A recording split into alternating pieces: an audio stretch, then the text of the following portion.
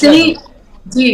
राजीव जी, इससे ही जाहिर होता है कि राहुल गांधी ने क्या कर दिया कि पूरी बीजेपी जो है और पूरा उनका जो सरकारी अमला है वो तमाम राहुल गांधी के पीछे ही लगा हुआ है। और लग ही रहा है कि भारत जोड़ो यात्रा के बाद, कैम्ब्रिज जाने के बाद सिर्फ बीजेपी को एक ही काम है कि किस तरह से राहुल गांधी को सबक सिखाया जाए। देखिए, 18 साल से ज्यादा का मेरा जर्नलिज्म का करियर है और मैंने भी सभा की प्रोसीडिंग्स मैंने देखे, कभी ऐसा देखने के लिए मिला कि कभी कोई अपनी बात कह रहा हो पार्लियामेंटेरियन और उसको माइक को म्यूट कर दिया जाए। ये सीधे तौर पर दादागिरी है, ये सीधे तौर पर गुंडागर्दी है और इसके अलावा कुछ नहीं है। This will be called the darkest phase of democracy, जहां पर सांसदों को अब तक कहने का अधिकार नहीं है। एक तरफ आप उनको कह रहे हैं कि इन्होंने राष्ट्रद्रोह किया है, देशद्रोह किया है और उन्हें पूरे देश से माफी मांगनी चाहिए, और दूसरी तरफ उस शख्स को आप अपनी बात कहने का मौका तक भी नहीं दे रहे हैं, यानी कि वो पार्लियामेंट में अपनी सफाई तक पेश नहीं कर सकता है, यानी कि जज भी आप अदालत और फैसला भी आप ही सुना रहे हैं। ये कौन सा कानून है, ये कौन से देश का निजाम है? घोर अपराधी भी होते हैं तो उन्हें भी अपनी बात कहने का मौका दिया जाता है, और टेररिस्ट भी होते हैं तो उन्हें भी वकील प्रोवाइड किया जाता है कि वो अपनी बात, अपनी सफाई रख सके। यहाँ पे एक पार्लियामेंटेरियन है जिसने गुनाह सिर्फ इतना किया है कि जो कुछ भी देश में घटित हो रहा है, जो हम सब अपनी नंगी खुली आंखों से देख रहे हैं, उसने जाकर वो देश में भी बोला और दूसरी विदेशी धरती पे भी जाकर बोल दिया। और खुद जब हमारे देश के प्रधान सेवक दुनिया के अलग अलग कोनों में जाकर जब ये तमाम तरह की बातें कहते हैं, तब देश की कोई बदनामी नहीं होती है। ये तमाम कांग्रेसी कह रहे हैं तो मैं इसको रिपीट नहीं करना चाहती हूँ। तो आप ये देखिए, जो डाउट राहुल गांधी ने प्रेस कॉन्फ्रेंस में अपने दिखाया वही सच साबित होता हुआ नजर आ रहा है। और आप ये देखिए कि अब एक तरह का कैंपेन जो है वो चलाया जाएगा देश भर में,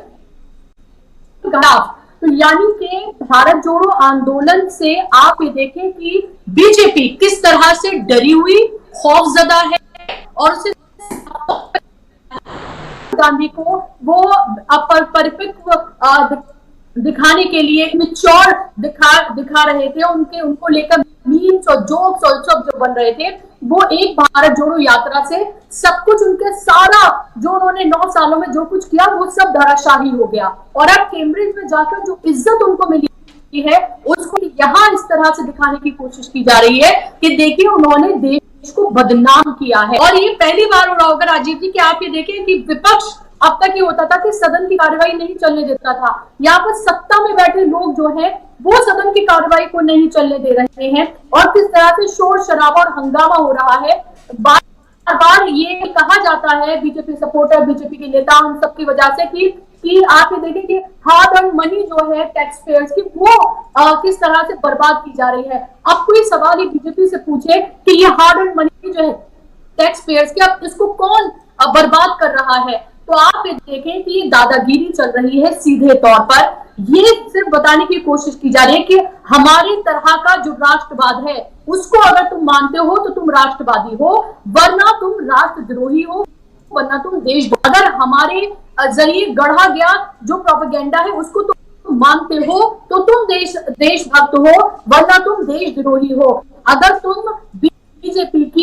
की अगर आप जय जयकार करते हो तो तुम देशभक्त हो, और अगर तुम सवाल खड़ा करते हो तो तुम देशद्रोही हो। यही नैरेटिव जो है पूरा सेट कर दिया गया है, और यही आप ये देखिए बीजेपी आईटी सेल के जरिए और जो हमारे देश का चौथा स्तंभ है मीडिया गोदी में, यही दिखाने की कोशिश की जा रही है। आप ये देखिए, कोई भी डिबेट आप ये देखिए, सवाल बीजेपी वाले से अगर कोई उठाता है बीजेपी के स्पोक्सपर्सन या उसके नेता को लेकर, तो मिर्च जो है वो उसको नहीं लगती है, बल्कि जो एंकर बैठा होता है उसको बुरा लगता है और वो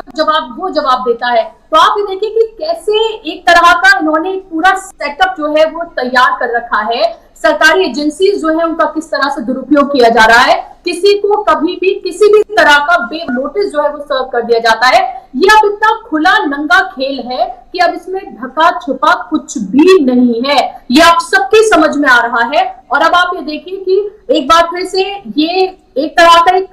आप जो भारत जोड़ो यात्रा जो की कांग्रेस की तरफ से राहुल गांधी ने जो की, अब उसके तरह के पैरेलल ये खड़ा करने की कोशिश की जा रही है कि देश भर में अब बीजेपी कांग्रेस के खिलाफ, राहुल गांधी के खिलाफ जो है यात्रा निकालेगी, प्रोपेगेंडा पूरा आप ये देखिए चलाया जाएगा कि राहुल गांधी देशद्रोही है, राहुल गांधी जो है राष्ट्रद्रोही है और उन्होंने देश को बदनाम किया है। फिलहाल जिस तरह के आसार हैं राजीव जी, वो तो यही लगता है कि ये सदन की कार्रवाई इसी शोर शराबे और हंगामे की भेंट चढ़ जाएगी, क्योंकि अभी भी आप ये देखें कि इन तमाम दिनों में आपने अभी दिखाया खुद कि किस तरह से 11 बजे शुरू होती है और फिर 2 बजे तक की लिस्ट थी, तो 2 बजे से फिर 11 बजे और फिर 11 बजे से सोमवार तक, और अब तो देखें कि इसमें इजाफा ही हो रहा है, अब तो माइक भी म्यूट किए जा रहे हैं। तो इसी तरीके से, क्योंकि अगर देखिए सदन की कार्रवाई चली तो बीजेपी के लिए किस तरह की मुश्किलें खड़ी हैं, उसे उन तमाम सवालों के जवाब देने पड़ेंगे सदन के अंदर, जिन तमाम सवालों से वो बच रही है या जिन सवालों के जवाब उसके पास है ही नहीं या वो देना ही नहीं, क्योंकि अगर वो देगी तो उसमें और फंसती हुई चली जाएगी, क्योंकि एक तरह का चक्रव्यूह है। आप ये देखिए कि अडानी के मामले को लेकर लगातार जिस तरह से तमाम दल एकजुट हैं और इस पर जवाब देते नहीं बन रहा है, वो बीजेपी जो तमाम जो एजेंसीज है उनका किस तरह से इस्तेमाल करती है, सरकारी एजेंसीज का, ये किसी से अब ढका छिपा नहीं है। किस तरह से ईडी और सीबीआई जो है सिर्फ विपक्ष के जो नेता हैं सिर्फ उनके लिए उनको ही फंसाने के मात्र रह गई है वो, और वही आप ये देखिए कि उसको लेकर लगातार कार्रवाई की मांग की जा रही है, लगातार ये जेपीसी की मांग की जा रही है, उसको लेकर कोई किसी तरह की कोई बात करने के लिए तैयार ही नहीं है। और यही सबसे बड़ी बीजेपी की मुश्किल है कि जिन सवालों से बचती आ रही है, अगर सराय सुचारू रूप से चली तो राहुल गांधी बोलेंगे तो अपनी सफाई पेश करेंगे, उन्होंने कुछ गलत कहा नहीं है, उन्हीं बातों को वो एक बार फिर से दोहराएंगे जो बातें लगातार कहते आए हैं,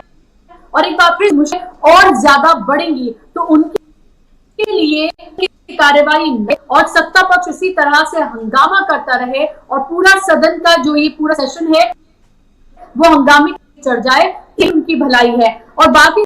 देखिए विपक्षी दल चाहे वह बाहर जाके प्रतिमा के बाहर वो जाकर